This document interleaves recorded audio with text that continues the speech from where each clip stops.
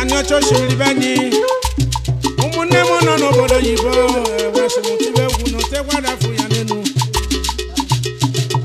Aniocha-Oshimili omekenunu umunne no na Houston Texas omekenunu mekenunu umunne mo mekenunu nekenekene zekobligwe in Austin, Texas. They gave out this money for those people who are less privileged in Nigeria. Nicholas Wande nominated you as a recipient. The amount here is 145,400 naira, being the exchange for $100. So, and in respect of the Aniocha-Oshimili Union, I am handing this money to our dear sister who is in need, Auntie Lilian Ashibogo. Auntie, have you anything to say? Yeah. I have to. That's quite Igbo. Back is she honor. I want to greet you people for the help and every organization. Yeah. God bless you.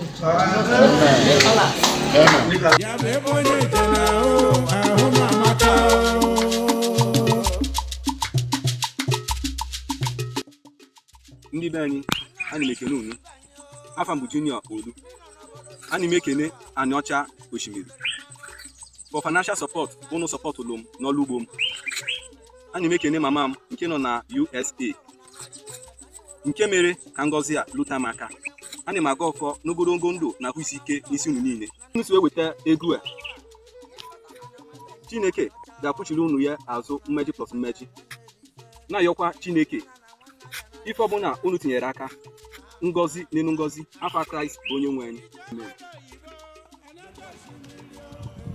Ndị be anyị na-ekene unu ma ọ bụ Ikechukwu Anthony Amadi na-ekene unu shinne maka financial support nweta for you people ndị Aniocha-Oshimili na Houston iji na-enyere m aka maka okwu ụmụaka m. Omaga mazanyugwa na nyugwa ma wụlọ ọkpụkpụ n'ụlọ n'okwu agwọ mbọsị nke nwa nọ ya na ụmụnne m Aniocha-Oshimili omekenunu ndị ọma njem ọnụ ụwa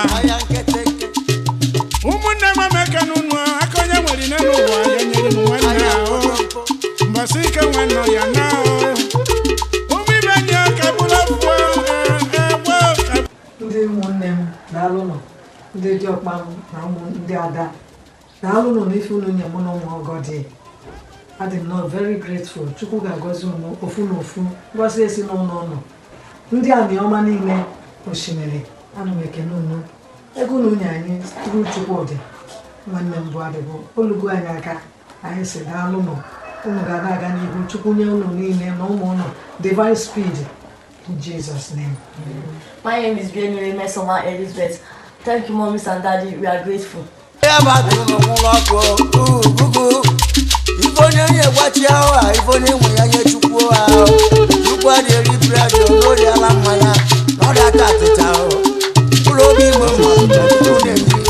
My name is Michael, a student of Southern Delta University. I want to really appreciate Aniocha-Oshimili for this financial support.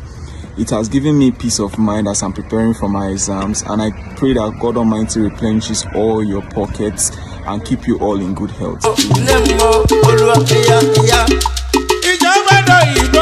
Aniocha-Oshimili